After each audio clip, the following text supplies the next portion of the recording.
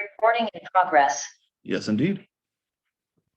All right, so how are we going to do this? We're going to use a thing called Face It. So we've already taken a look at Blender and some change around some of the settings, but I'm going to provide for you this a Face It plugin for Blender. You guys can give a shot with, and this is good for your Make Human character. So the link to this is, excuse me, week 7. The link to this is right here. Here's Face It for you to download from my Dropbox. You want to keep it as a zip file. And then when you open up Blender,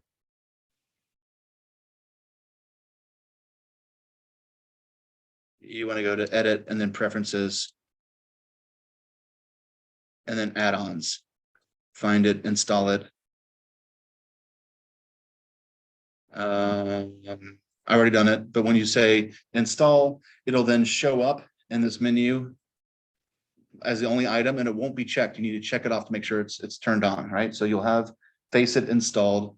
I actually kind of was riffing there. If I go back to my presentation, I have actual detailed steps, and this presentation is right here to go through step by step. So this shows you how to download and install the plugin into Blender, setting up in case you need to update it. And then again, I like to change my preferences so they're the same thing as using Maya. So you can hold down Alt and drag around and tumble within the viewport. And then this is the layout. Face It, this is like just the previous version, but it's the same workflow pretty much. And we're going to first of all start and Make Human and set up a Make Human character for facial capture. So let's make something from scratch, because I did not save, or I did actually my Make Human character on a different computer. And I'll show you the different components that are essential for doing a Make Human character.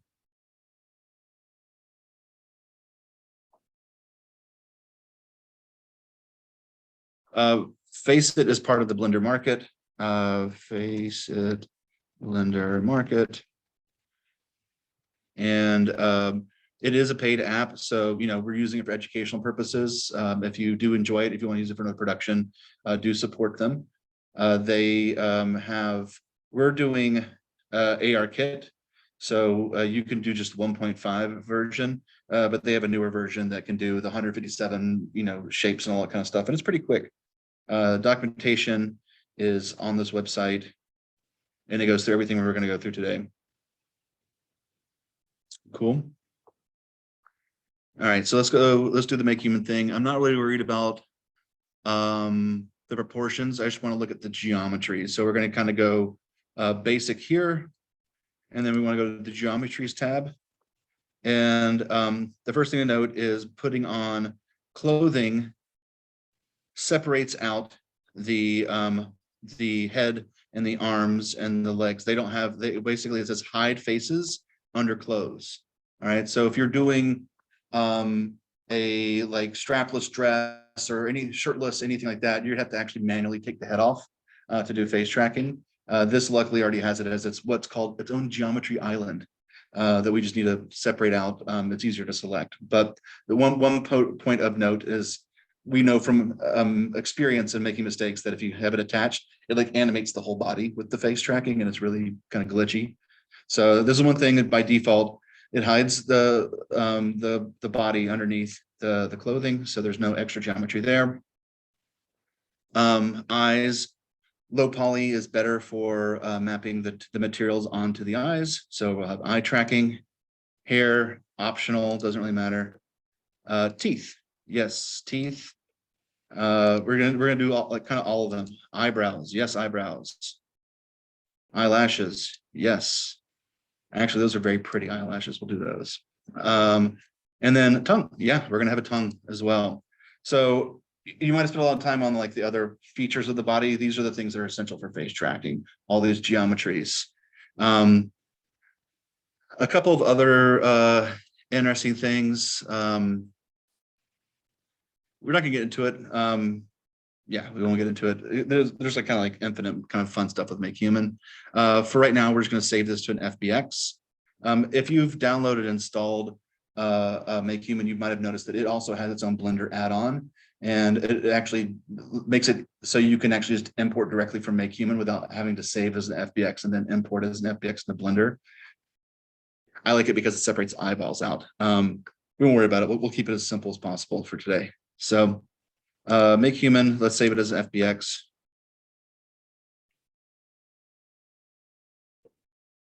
And I'll just do it in my doomed downloads folder, which will be tanked after midterms. Actually, that's not the right file format, FBX. And everything is fine there. This helper geometry option actually creates this kind of, it creates a frame for making clothes. There's a whole thing called Make Clothes as part of Make Human, where you could make your own custom clothes. We don't want that though. And so now I'm going to go to my doomed downloads folder. Sure, and we'll call it face tracking FBX. There we go. Okay, so let's dive in, shall we? Import it.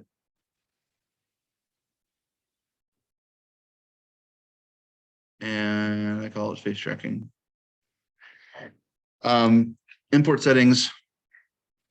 We don't have any animations, so we really don't need to have any of this stuff on. All right, import. All right, I can already tell that this is like 10 times too big, so we can scale that now if we want to, or we can not worry about it. Just when we import it, we'll just note that it's going to be a little big. And then we don't have the textures on because we're in what's called like the gray clay model view. You can obviously look at colors. We'll just slow down your computer slightly. All right, some other important settings are, this is wireframe. It might be important for selecting things. And then there's a button right here that is for X-ray. It's so you can select not only the polygons facing you, but the ones behind it as well. So that'll be easier if we want to select the entire head to have this X-ray mode on, so we're not having to rotate the thing around and select a little bit at a time. All right. When you have your add-ons installed into Blender, they're here hidden on the right side underneath what's called a little caret. And let's see, Faceit is one of mine right here. This was the Make Human plugin that I could import it directly from Make Human if I wanted to. But here's Faceit, a little bunched out. There you go. So first of all, we need to register face objects. We need to prepare this for Faceit. It's not quite ready for us.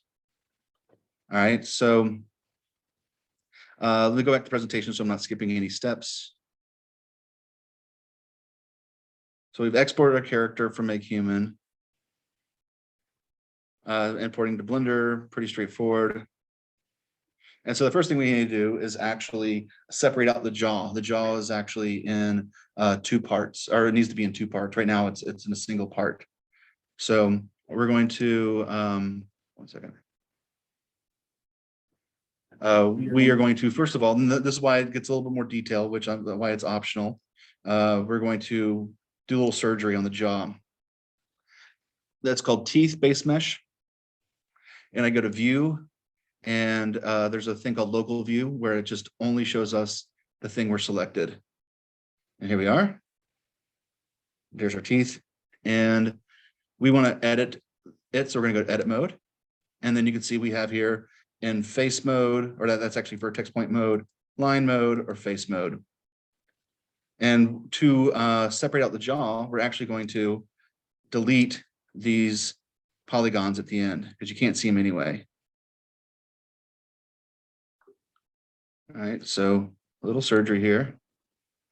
And then when I hit delete, you say delete faces. And then you want to get the pieces behind it as well. For the throat. And then delete. And now we're going to go to the other side, which would be Control Shift F2. No. Control F2. There we go.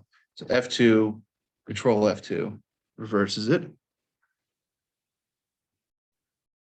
So 4 polygons here. I guess that's 5. Delete.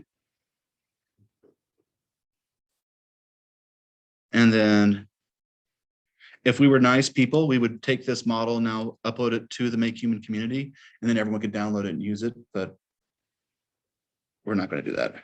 Delete. Faces. All right. So we have 2 completely separate jaws, upper and lower. They're still considered the same mesh. So we just need to kind of separate them out. I'm going to go into the vertex point mode. And then rectangular select like a vertex in each of the teeth. And then if you hit the up arrow, it expands the selection. There's one there, one there, and there.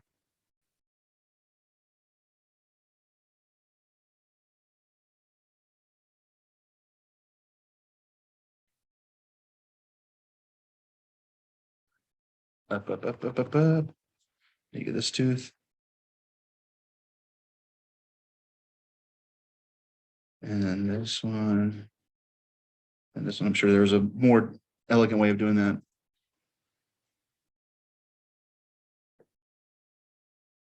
Cool. And then when you right click on it, you say separate by selection. And I now have 2 teeth. Teeth on the top, I'll rename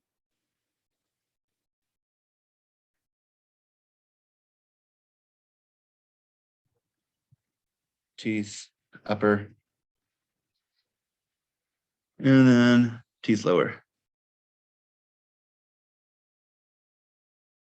Cool. So we can get out of this local view now, which was underneath view, local view, toggle out. All right, so we're back in here. And now we kind of need to do the same thing with the eyes, but it's super easy. We have, we go local view for this. That's not what I wanted. I want this one. Oh, eyeballs.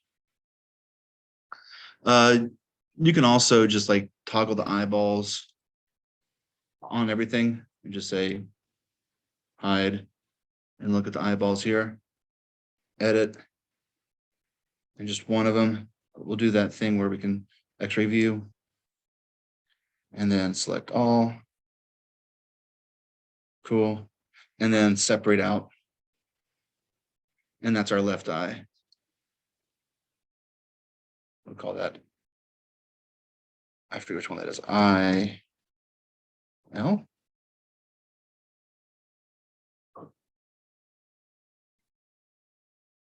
That is left. This one's right.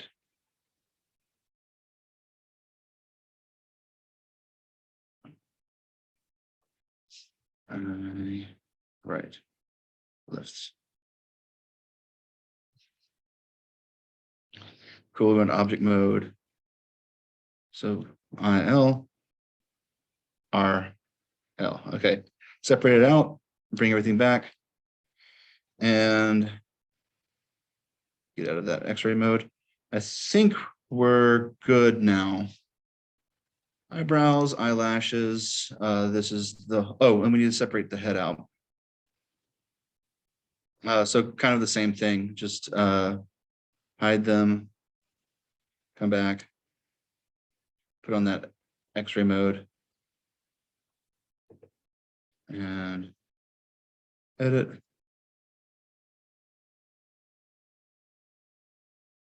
Make sure everything's cool and separate. And that is our head. And that's the body. All right, so that's surgery. Surgery's done. The rest of it is just kind of point and click.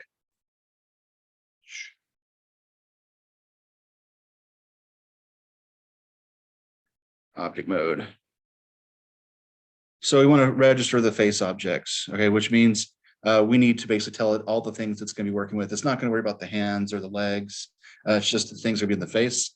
Even things that we're not really going to be deforming or things that aren't specific objects like hair, beards, you still want to be able to select them because they will be deformed by this stuff. So it's eyes, eyebrows, eyelashes, head, hair, teeth, and tongue. Register. All right, they're all listed here. And now we just need to identify what's what. So we have head is our main. And what it's doing is it's adding vertex groups. It's labeling them as a specific item that it recognizes. So that's now the plugin knows that that is the head, no matter what we called it. Left eyeball. So you add the little vertex group. Eyeball right. Right eyeball. Then if we have like other kind of eye things like corneas or irises or spots, we don't. These are very simple low poly eyeballs. Then if we have any eyelashes, it wants to know about our eyelashes. So eyelashes. Cool. Upper teeth. Teeth upper. Teeth lower. The tongue. And then rigid bodies. So if like you had like glasses that you didn't want to deform, or there, something that's rigid that doesn't have a bend. So there you go. And we're ready to rig it. So this is a fun part. This is where we actually do the feature landmarks. So we're going to generate landmarks. It's going to put it in this frontal view, and we need to line it up with chin. Then it's about sizing it. I like to size around the eyeballs because that's where the most points are going to be. So I'm going to kind of look at the center of the eyes and make those line up. And then we squish it. And then that's kind of good. So this is just a flat spline mesh, right? We're now going to hit the word or hit the thing project landmarks. It's going to project it onto the face. And then we're going to move it to the side and adjust these as we want. We have mirror mode on, so everything we do is symmetrical. I can already do a couple of adjustments, like these should all go down just to be around the mouth. This one should be just around the eyelids. Bring those in, we can zoom in. And again, it's doing symmetrical, so that's saving us some time. And I used to have in the syllabus, so I took it off, but I used to have like this version of how you did this before. This plugin was around, and it was a 20-hour Cinema 4D tutorial that was condensed to 2 hours in fast motion. Just let you guys know that this might seem tedious, but man, it is easier than other ways. That should be at the base. These should be out at the sides. Can you turn symmetry off? Yeah, totally. Yeah, I have to do the step before. And let's do it from the side. Let's project landmarks. And now we can see some of these went a little haywire. This one should be on the jaw. So we need to be closer to the back here. Up here. These can come down. This right here. Right there. Chin looks good. All right, so we're going to go ahead and generate a facet rig.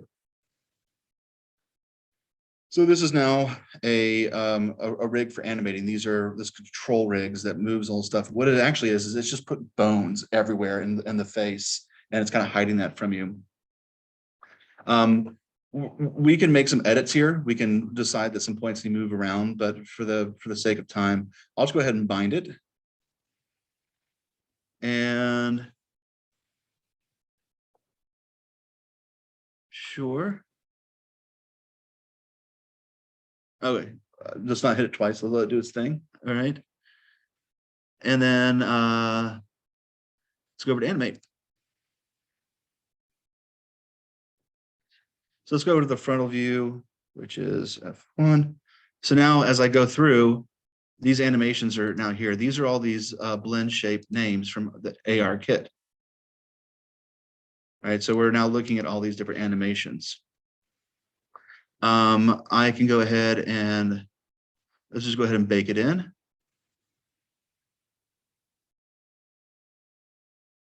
Say okay. And now it should make a track that kind of goes through and wiggles every single part of the body.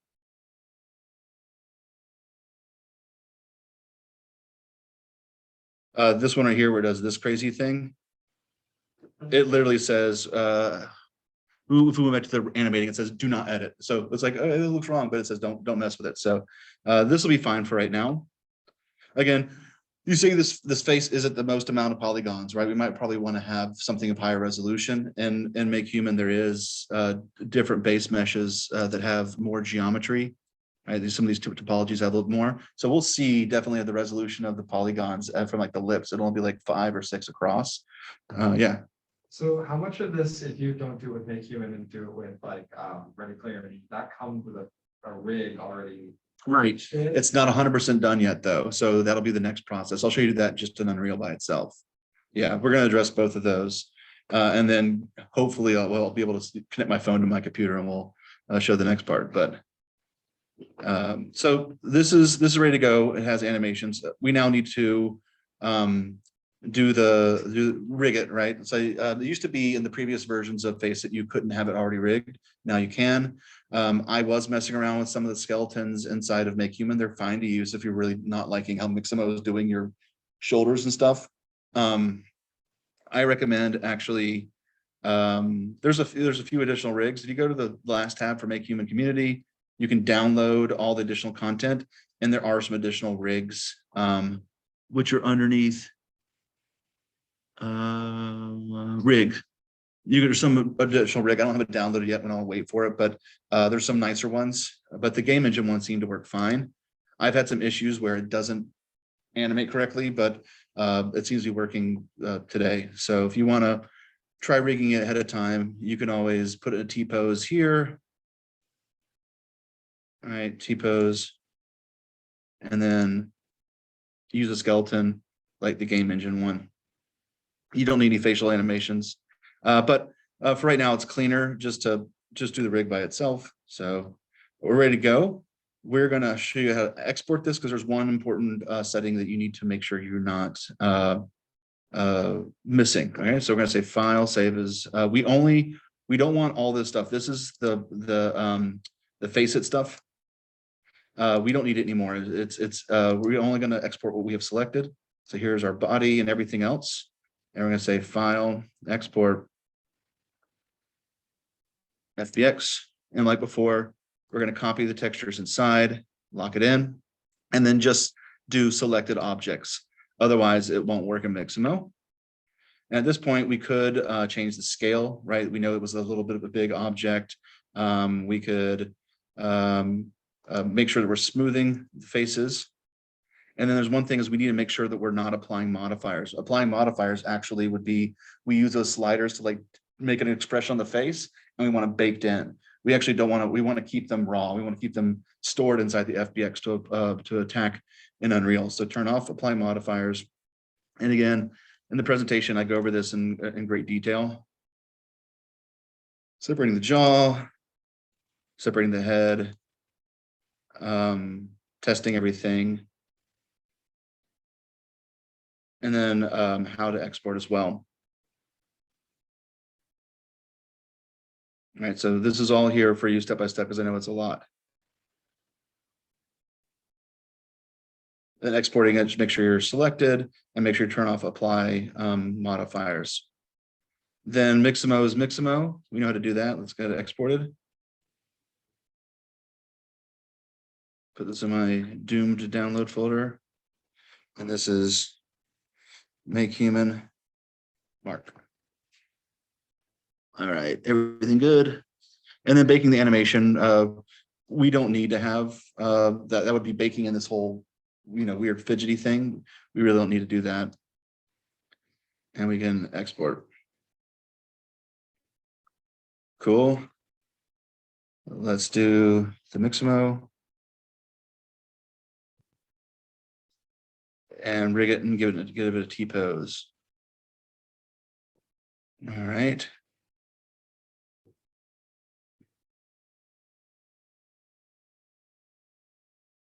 Making Mark.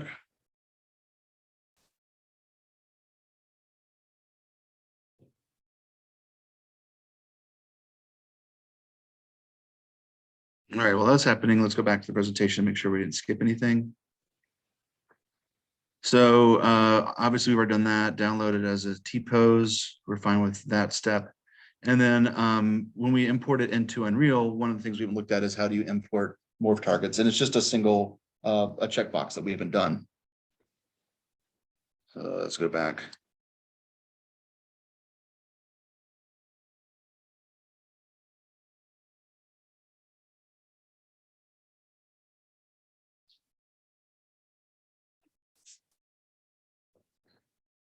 Hopefully it just works.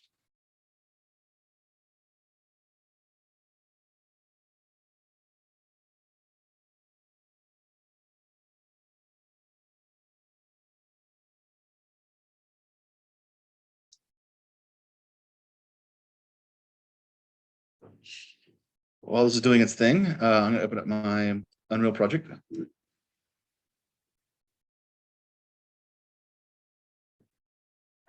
And there's a couple of plugins we turn on for this to work. Two ARKit plugins, and then LiveLink. We're going to be using LiveLink as the protocol. It's a UDP protocol for sending mocap data into Unreal.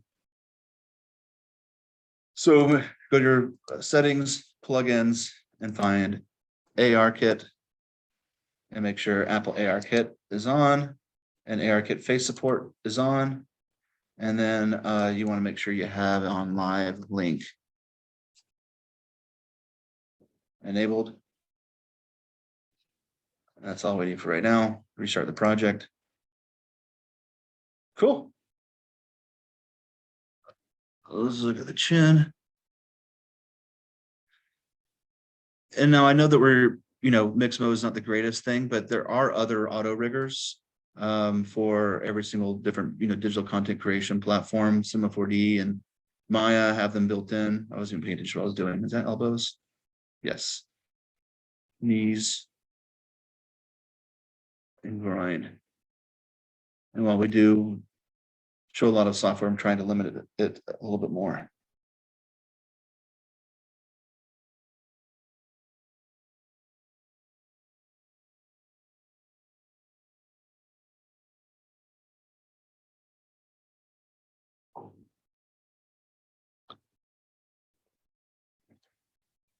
All right.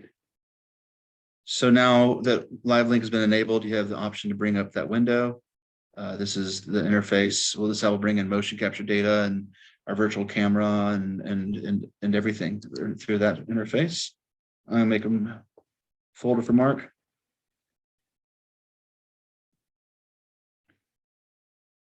And let's see how his rig's coming.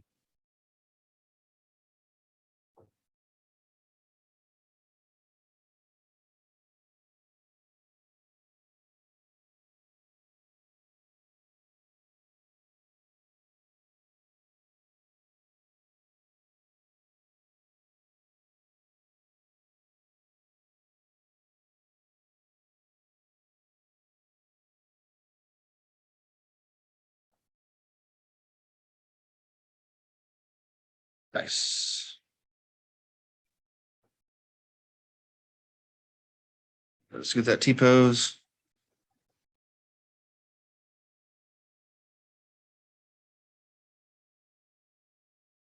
Let's scan, download.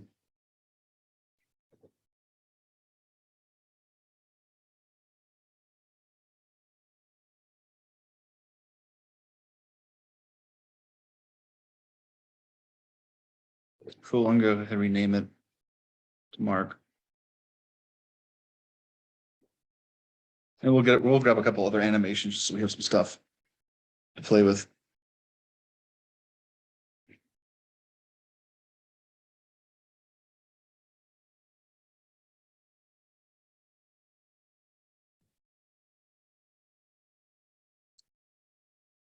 All right, Mark. So in the folder, we'll drag in Mark and we'll look at that setting.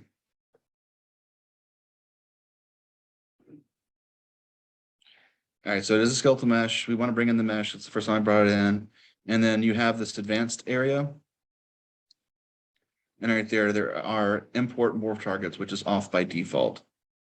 So now when you bring in morph targets, or you bring in the mesh, you're bringing the morph targets with it.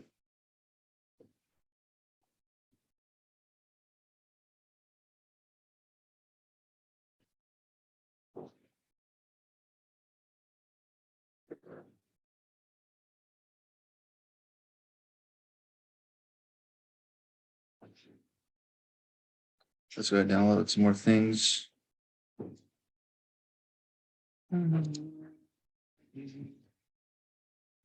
What do we care about? Dynamic poses. No skin.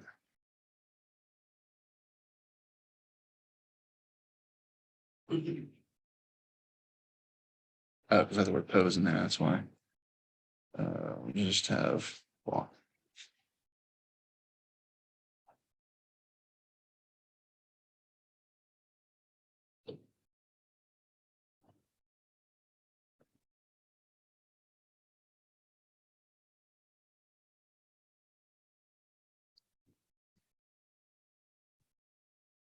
Cool, so here's our character. Let's take a look at some of these materials real quick. If you open up the skeletal mesh editor, we can see that some of these items aren't the way we want them to be. Like, for instance, the hair and the eyelashes and everything are not utilizing the opacity that's on the images. And some things like the shirt is kind of specular, right? It has shininess to it. So let's just go through and learn how to fix these materials. So this is the head. Go back to the skeletal mesh editor. It's called Persona. You can highlight or isolate items to make sure you understand what material goes on where. All right, so this is the head. So open up it, and it's just giving a color parameter. But we might want to get rid of any specular highlights. By default, it's at 0.5. So I'm going to promote to a parameter and take away specular highlights. It's not metallic. And then zero roughness. It's a soft human body. There's also all sorts of cool material domains. No, blend modes. All right, we're so small. Here we go. Different kinds of shading. And you can actually see that there's some defaults for eyes and clothing and skin and stuff like that. So you can mess around with those. I don't really know them that well. For now, I'll do this one as a default lip.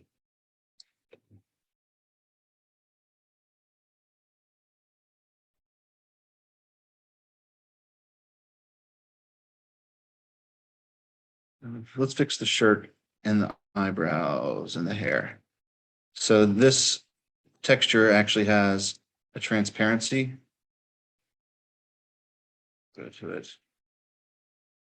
All right, so it's got alpha there, so we can drag that alpha out and change this material so that it's either masked or translucent. It's kind of up to you. And so this is the A for alpha and goes into opacity mask. Say that one.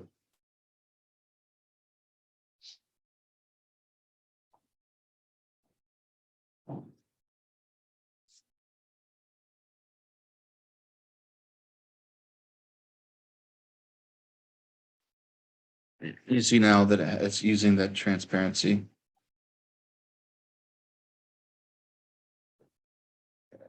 And this is what it would look like if we're using translucency.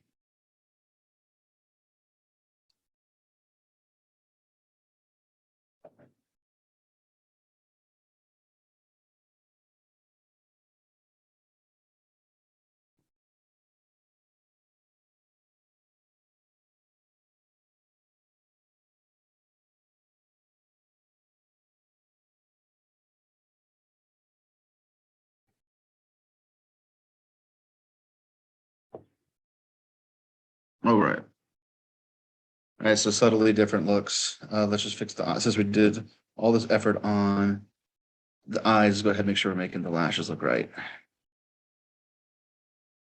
Translucent. and put an alpha into capacity.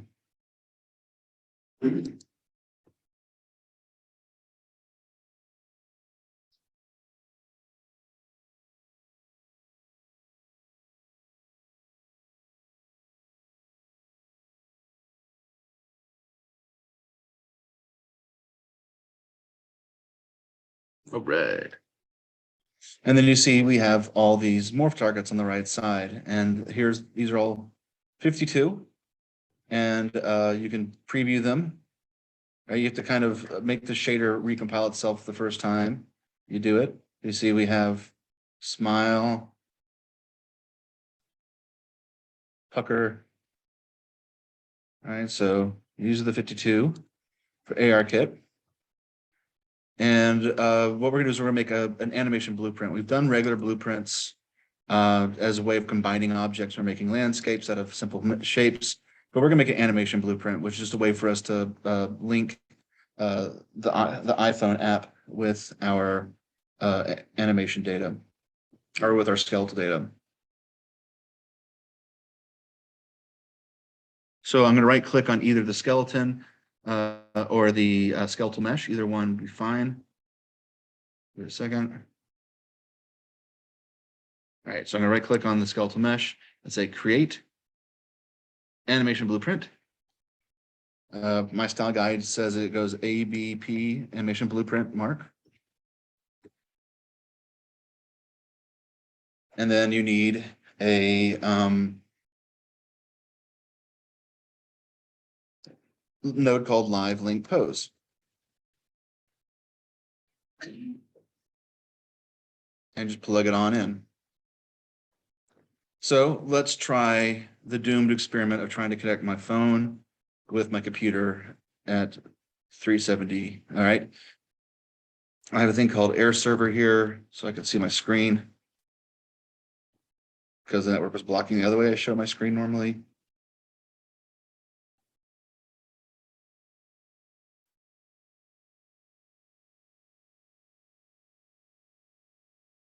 All right. All right, so there's my phone. And this is live link face. So it's in the syllabus, a link to live link face right here. Again, that's the Apple version. I have a link to the Facebook app for Android. I don't have an Android, so I haven't tested it, but I have confirmed from other students that it works. This is Victor. He's the head of the community for Epic. He's one of those like the Thursday interviews for everyone. And this is a free app. All right, so download it. And when you open it up, it is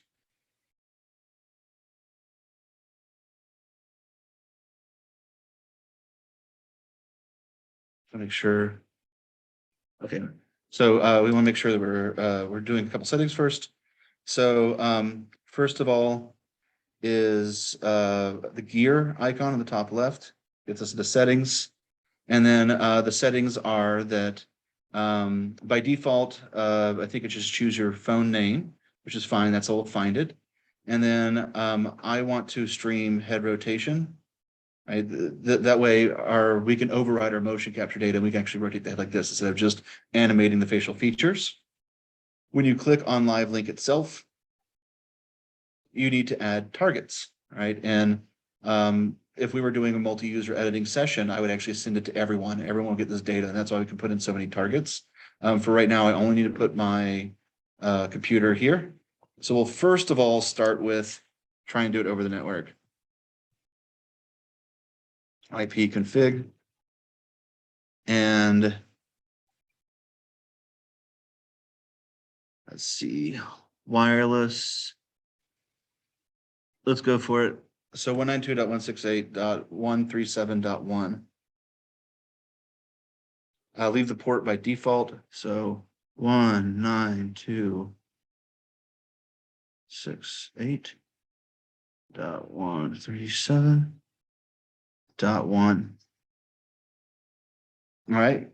So I have that target in here. I have some other ones. I have a VPN that I've created for our class. And And then actually what's this one? Anyway, we're gonna spam my computer. Okay, so this is one VPN, this is two VPNs. Let's give it a shot. So when I go back over here and scroll down settings, it's pretty good. I can see my through the mask. Pretty impressive. To note, on the bottom right, you'll see that it's red unless it sees a face, then it's green, meaning it's sending a face. And then live means it's sending data. If I took the live button, it would not be sending data. And now it is. So a live link, and just give it a second to see if it comes over.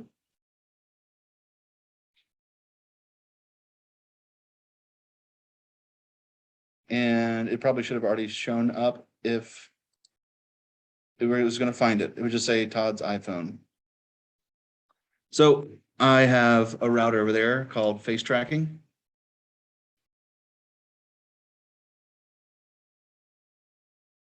There it is, face tracking.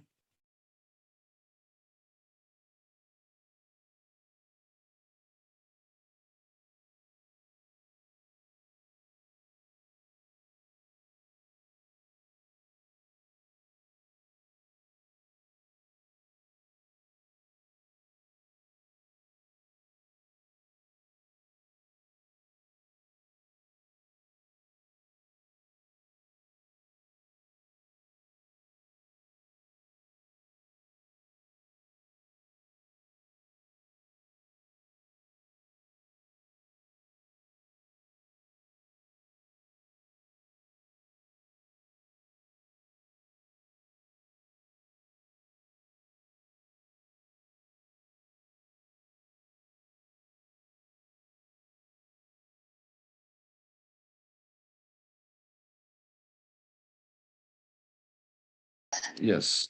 Sorry about that, folks.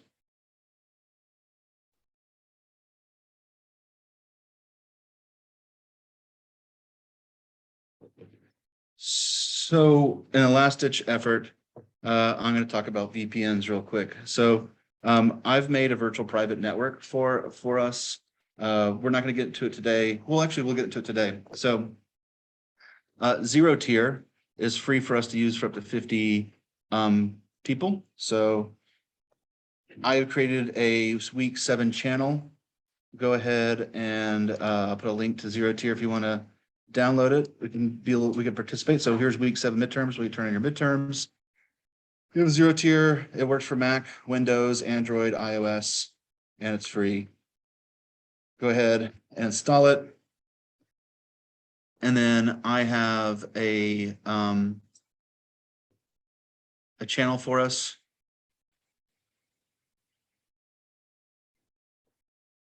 Not that one.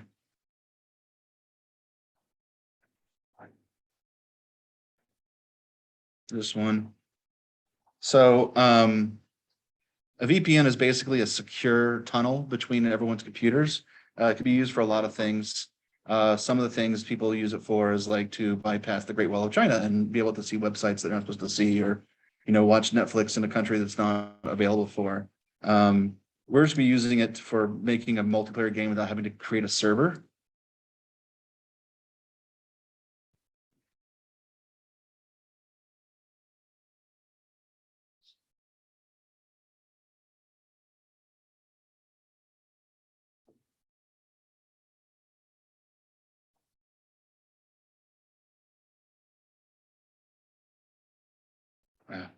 My phone's on a different network too.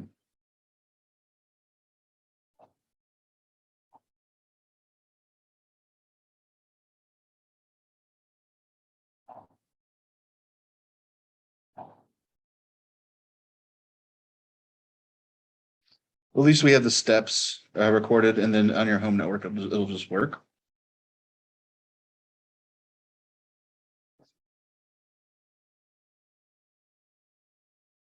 All right.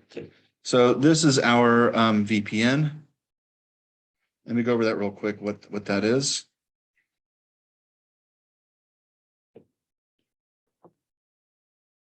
Well, that makes no sense. No, thanks.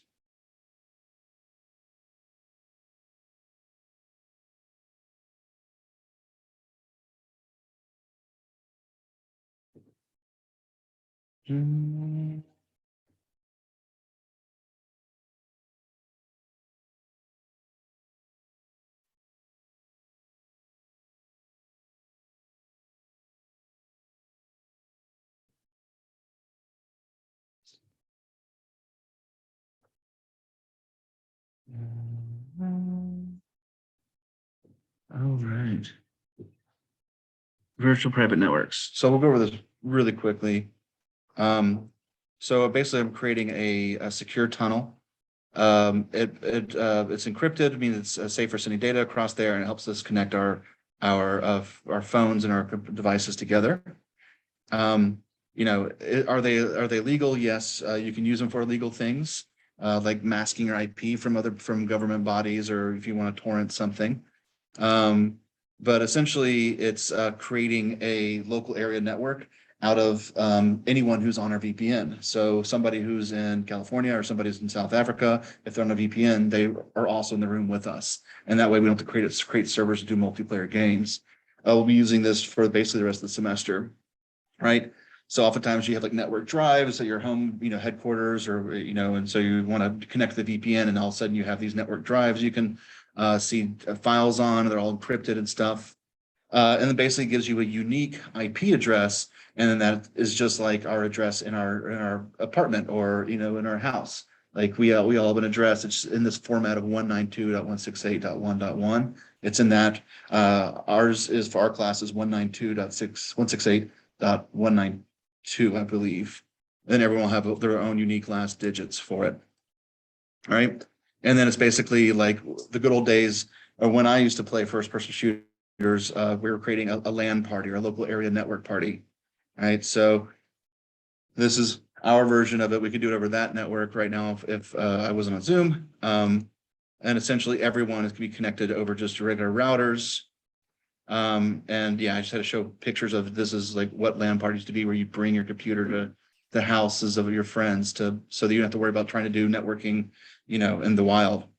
This is the kind of scale that it can go to, is all these people doing these LAN parties in the late 90s. And instead of a router, you're using something like this, right? Like a hardware switch, and you're all plugging all together, right? So we're creating a VPN so we can play our game, which is called virtual production.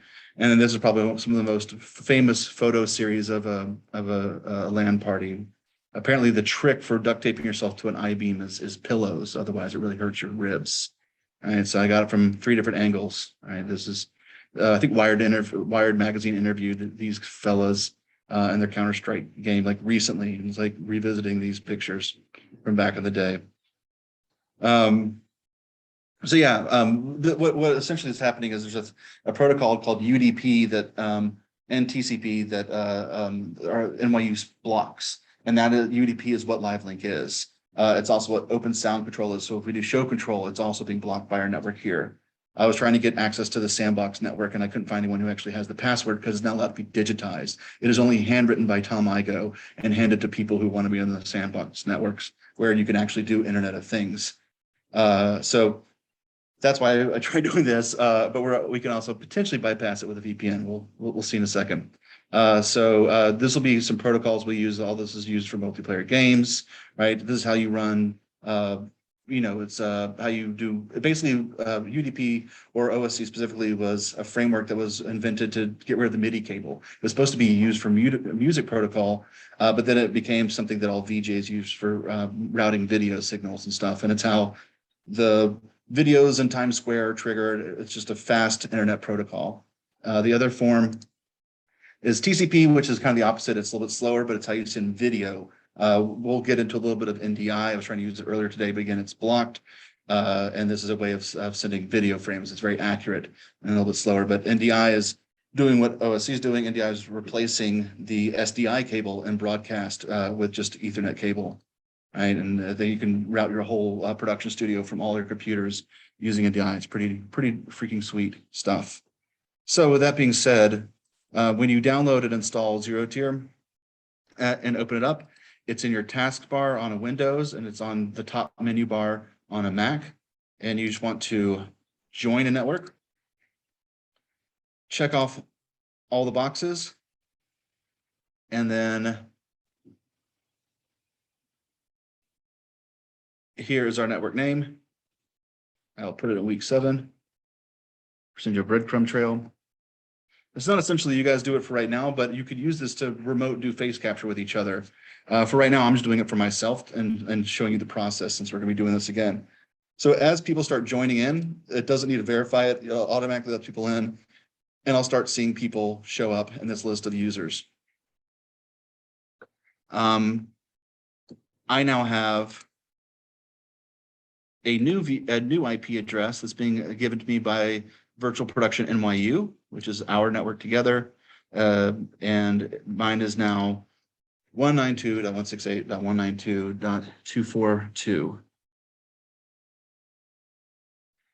And if this does not work, we will still move on, because I guarantee you it will work at home and over office hours, and it will work down in the Navy Yard. 192. That's a mistake.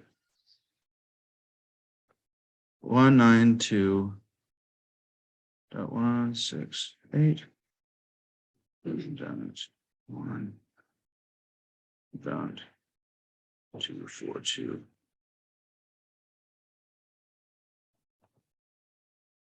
All right. We'll try one last time.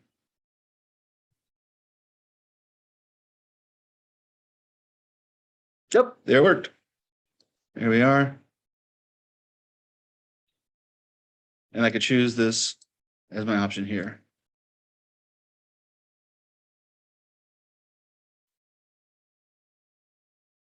There we go. See the eyes. So I know how facial animation inside of Unreal Engine, and we can plug in any of your previous animations that you have here, or you can just record some face animation right here. Right, there's a little red record button, and I am recording animations. I give it a name. This will be which character was this? This was Mark, right? I don't see his folder. Oh, there he is. I didn't put him in the right folder. Face 1. So it's recording. Bah, bah, bah, bah. Ooh, yeah. And stop. So now I have created an animation I can drag into Sequencer. Yes. Does it give you the ability to like turn your head with the facial capture, or is it just the face? So that was stream head rotation in the settings on the phone app. And then I have to enable those here in the animation blueprints. What I can do for you is we're going to open up MetaHuman real quick and take a look at our MetaHumans, and just show that I can copy and paste that head rotation code from their animation blueprint and not have to worry about, 3 variables, pitch, roll, and yaw. So MetaHumans, much higher fidelity meshes. They're really complicated to use, or more complicated than ones we're using. I've been trying to keep you guys safe in the Ready Player Me zone, and the MetaHuman zone gets a little bit more complicated. But yes, you can remote do facial animation for MetaHumans as well, and it's all built in. MetaHumans are designed to do all the different facial animation types up to, the 157 blend shapes and everything. It is a 3 GB file that does take a long time to compile shaders for. And we're really not getting into MetaHumans now. We will use MetaHumans in the second half of the semester.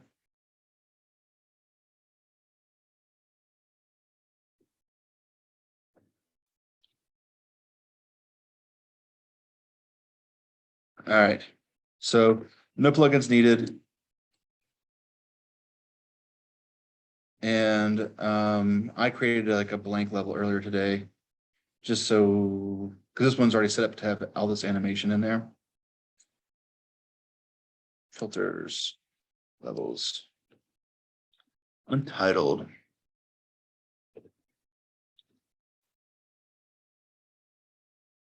And by the way, if anyone has downloaded the app, and put in my IP address, you could all drive this stuff too, and we could choose between every single person. We would see everyone's names here listed. So which we will get into more detail later on. So these metahumans by default have that variable exposed for live link face, the head rotation, and then I put in my phone already. Let's see if I can connect.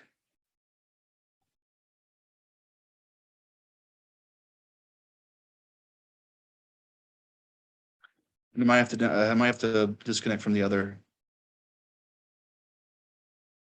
Because I don't know if I can send it to 2 different projects at once.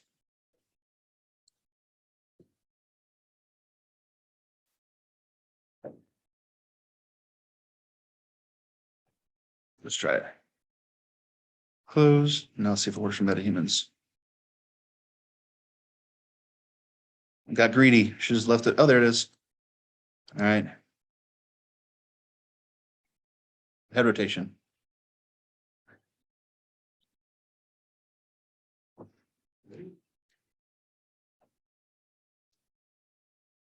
Pretty cool. Tongue. So you record these and stuff. So the head rotation stuff, again, I don't want to get too far into blueprints, but if you're interested in it, we can get the head rotation from motion capture data or from the Mixamo files. But you have to kind of dig into these blueprints.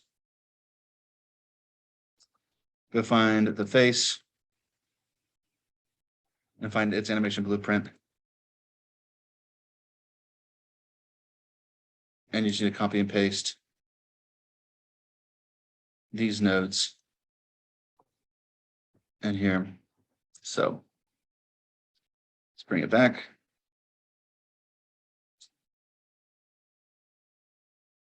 Yeah.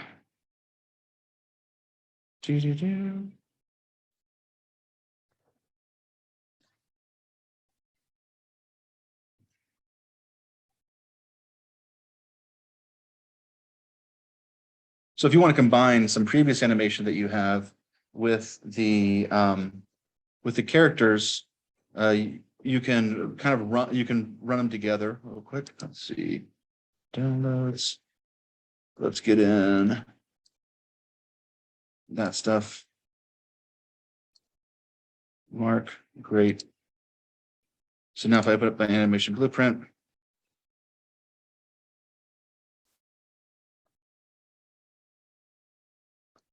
I could take one of these animations and plug it in. And then when I hit record, I'm actually combining them and adding the face to the animation that already exists. Right. So you can combine them in sequence or you can combine them here. Just showing you that. Let's get that head rotation thing going on. So there's 2 different graphs for animation blueprints. There's the event graph and the anim graph. Anim graph is more about state machines and stuff like that. We're just going to copy and paste before we get, instead of going into too much detail. So go ahead and copy, paste.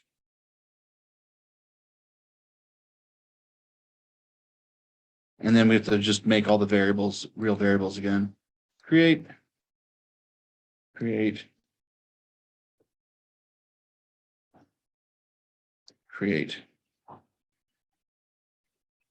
And let's get the other stuff on the other page.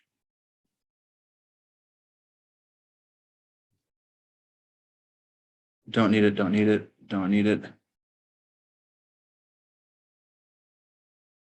We're just going to take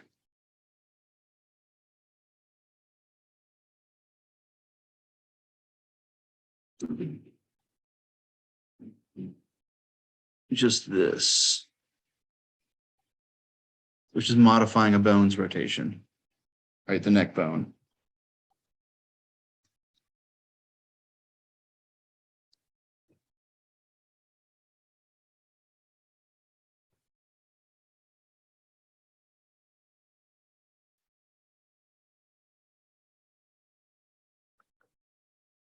And so do we want to enable it?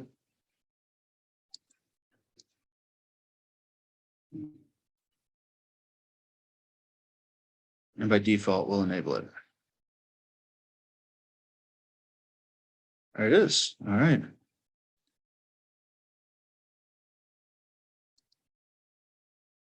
Save everything, and now should get head rotation too. I need to close metahumans. I have more documentation of this. Let's see. Come on.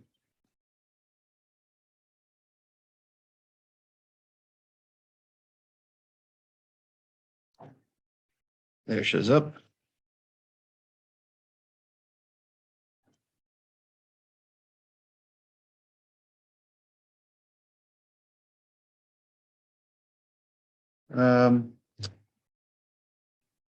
I'll come back to it, but basically we're modifying the head bone with this data.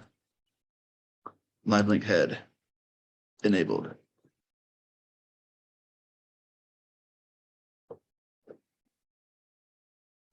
Yeah.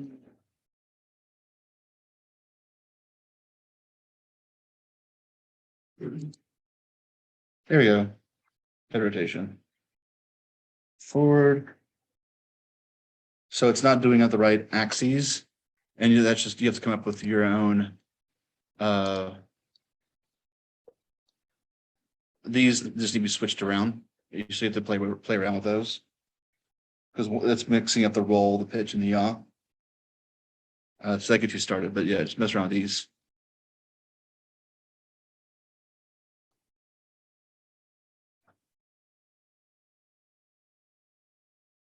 Definitely not right.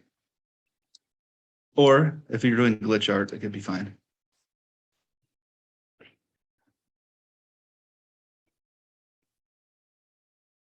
All right, so that shows us pretty much make human with the additional of adding head rotation. Let us look at the Ready Player Me. So I already brought in a Ready Player Me character to save a little time. This one is called, I think this one was called Freddy. And so Freddy, if we look at Freddy, we have, again, already we have the almost all of them. We have, I think, 44 blend shapes. And we can do the additional eye ones inside of Unreal. So Freddy's skeleton is that instead of doing blend shapes for the eyes, he actually has bones for the eyes. So show bones. You see he has eye bones. And so we just need to rotate those bones and turn them into morph targets, and then they'll work. But as of right now, we want to create an animation blueprint.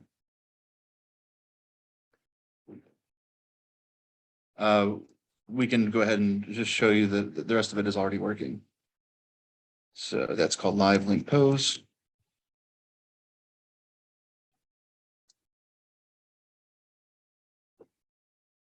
And choose my phone, compile.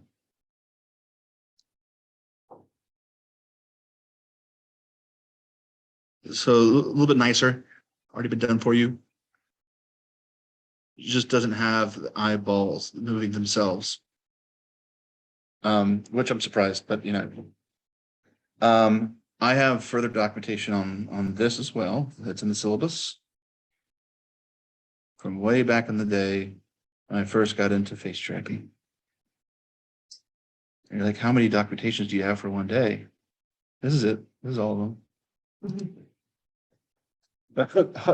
Until I bring something else on you guys.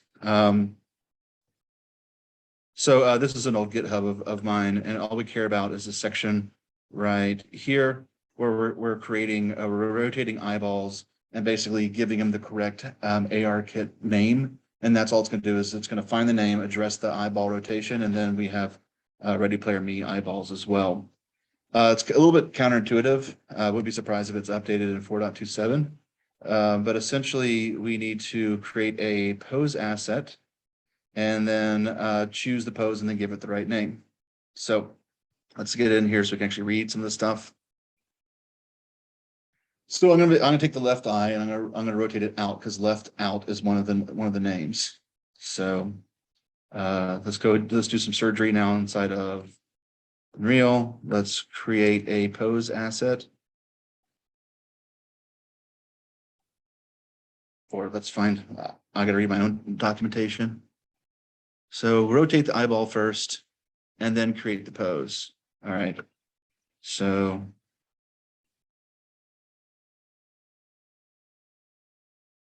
Skeleton tree, find left eye and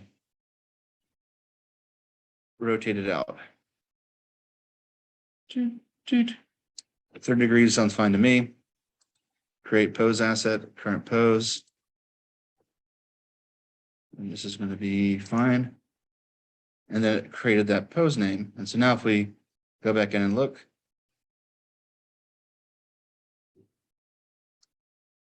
it goes out. Right, so zero that out. And the correct name for this one is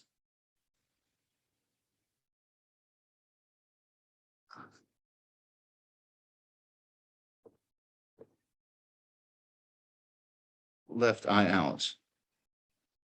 Eye down, I look in, I look out left.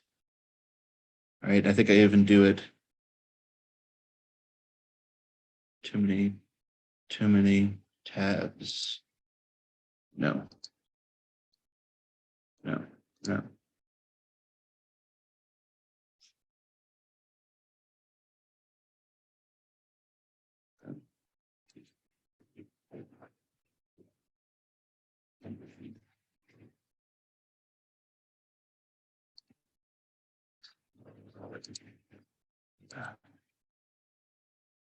Come back, do it again.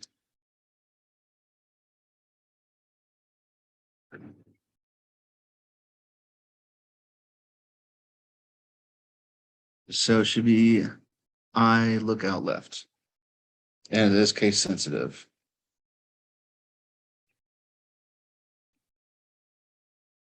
I look out left. Cool. And then we're going to zero that out. Find the bone. And then create this pose asset.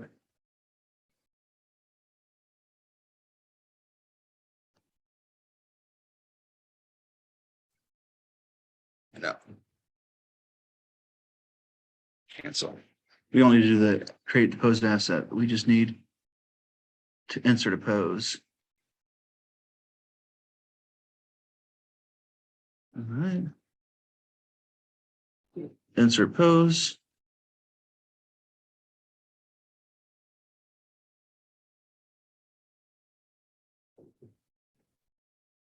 We've got a little off the rails.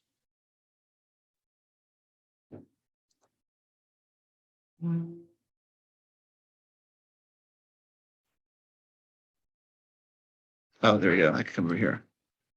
There we go. This will be I look in left.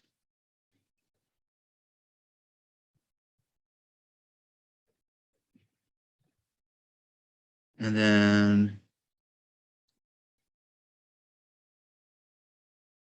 return to 0.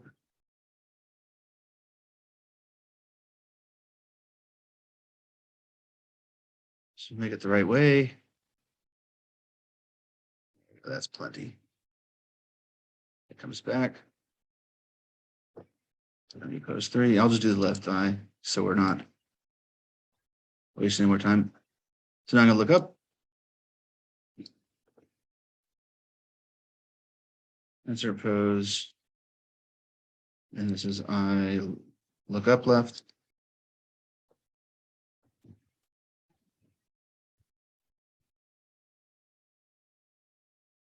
And it goes a little too far, so I'm going to bring it back down.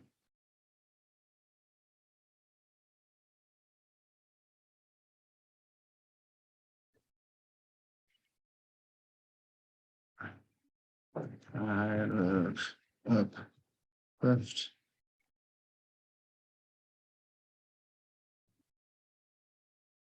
And I look down left.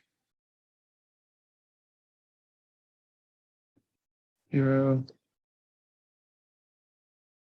Why does it keep dropping in there on this thing? I don't know. Well, he'll just be a little gimpy.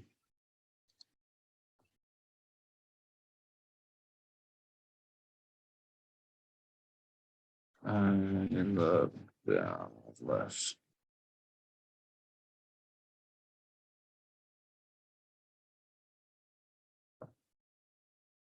So once you create it, you have to kind of come back and adjust it, but this could also be have been done in Blender. So bring it back. So this one goes too far down. Recover it. There we go. And bring it back to the center. And then this one goes up. This one goes in. And this one goes out. Let's try reading it one more time. I look left. It seems it's already there. Okay, thank you.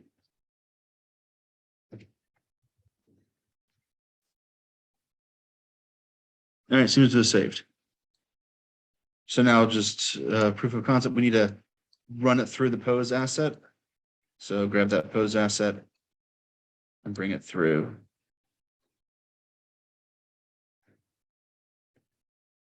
Now it's going to get a little wonky.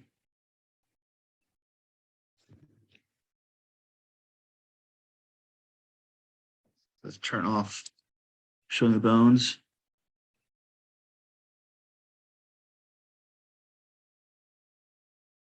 I don't know. Is it working? I can't see. When I look to the right, I can't see anymore. I don't think so. No. Pose asset. Let's compile and say, there it goes. Okay. Whoa. Right. So we got one going on, but for the sake of time.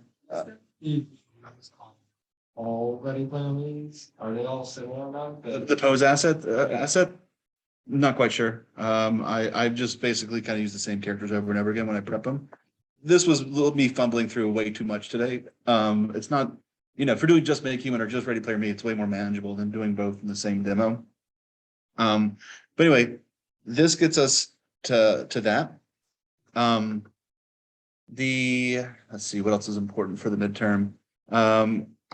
This gets us both face trackings going on, which is what I really want to address, because again, emoting is really important for these pieces, especially they're silent. I definitely want to have a chance to go over some of the homework, so I want to make sure that we go over some of the examples from previous. But I feel like there's a couple of items in sequencer that we still need to address. Yeah, go ahead.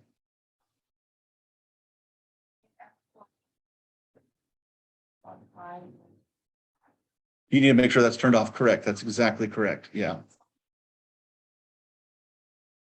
Correct.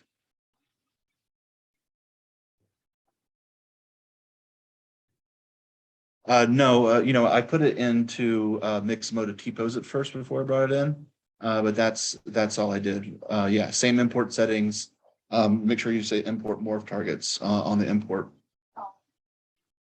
In on side of Unreal, yeah. And that'll bring it in. And in fact, if you already brought in a Ready Player Me character and you didn't apply modifiers and it still has the morph targets, you actually can go into the settings for the asset, go into your import settings, and under mesh, you could say import morph targets, and then you can hit re-import base mesh. Actually, if it's still on your hard drive, it'll just bring in the morph targets. And this is the way, again, when you're working game engines, you really don't make version 2, version 3, version 4. You just keep on re-importing the same mesh. And as you update it and refine it, it brings in the new features, like adding in morph targets. Yeah. Is putting the Ready Player Me character in the mix mode not override the original skeleton? No, it just it doesn't ask you to generate a skeleton. It just asks you for what animation do you want to put on it. Oh. Yeah, that's it. I haven't touched it in a while, so. Yeah. So you can also use that with the Unreal Engine mannequin, the soldier dude, but you can't do it with metahumans. You can't do it with DAZ characters, and yeah.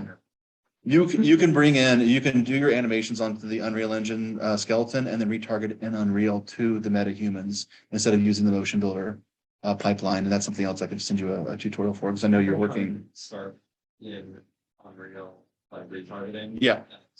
I don't like it, and it doesn't look good in the end. You don't have the finesse you have a motion builder, but it is an option, and it is how people do bulk animations onto the Unreal Engine skeleton.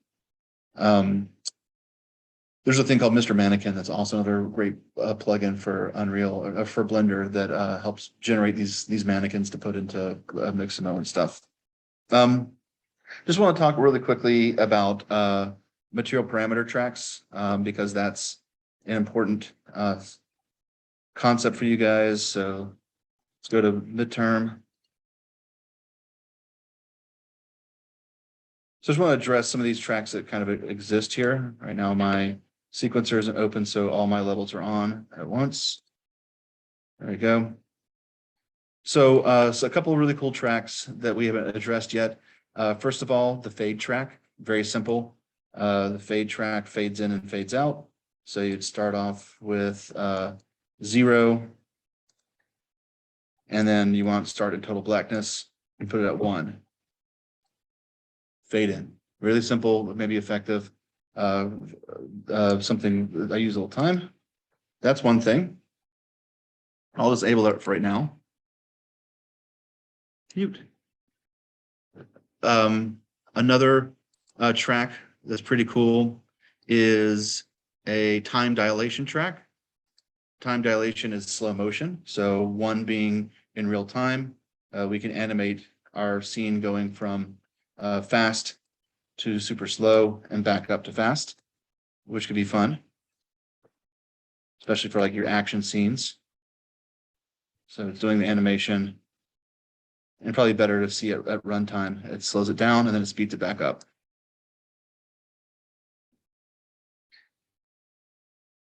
And speeds back up. All right, so that's another one. And then one last one is a thing called a material parameter collection track. We've only done scalar and vector parameters for material instances that are done one material at a time. But what if you wanted every material to go to white or every light to dim at a certain amount? You can actually make global parameters that are inside of all your materials, and you can drive them. One time I had a VR piece where everything turned white at the very end, and this is how we address that. Just want to show you material parameter collections. So let's go into assets, materials, and I'm going to do it kind of 2 ways. I'm going to show you material parameters, but I'm going to show it to you as a way of controlling lights. So that's not what I wanted.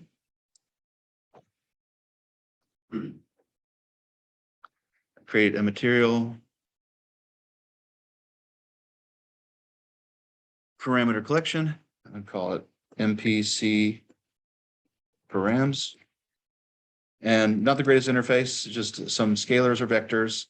And I'll make one called light intensity. And then I'll make one called, I don't know, let's mess around with saturation. All right, and the light intensity is going to start being 1, and saturation will also be 1 by default.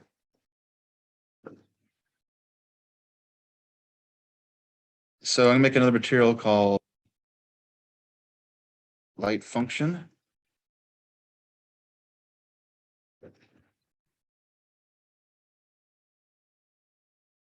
And here is a type of material called light functions. And it's just about the glowing of lights. It's where you do like flickering of lights and you put like a sine wave on there or something like that. I'm going to bring in my collection parameter for MPC params and choose light intensity. And right now it's a light intensity of 1. And I'll bring in there and everything's on.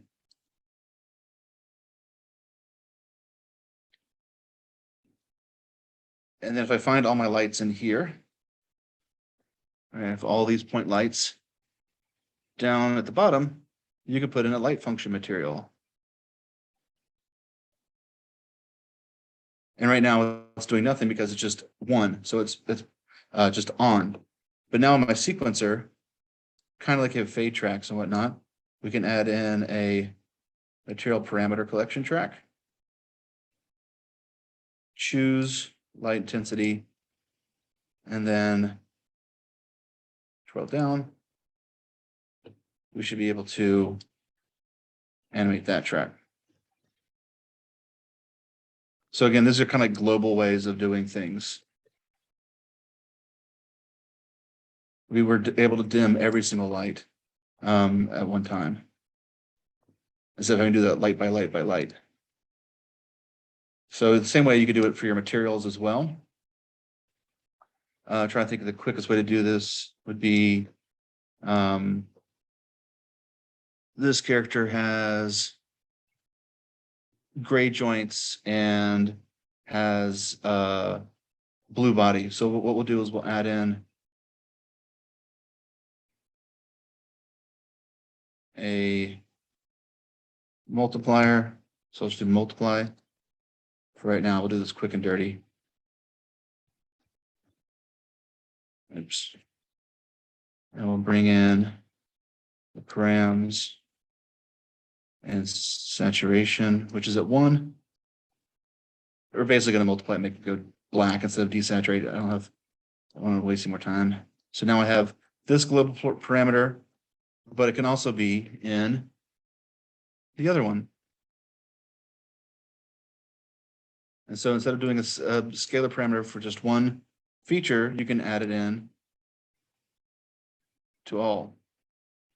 I'm going to be lazy and just copy and paste.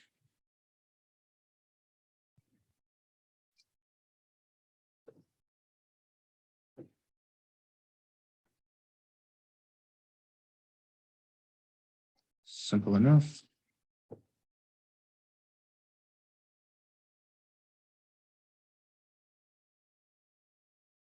So now we can choose this other parameter, saturation, starts off at 1.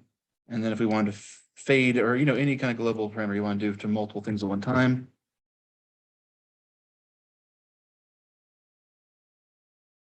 So there you go.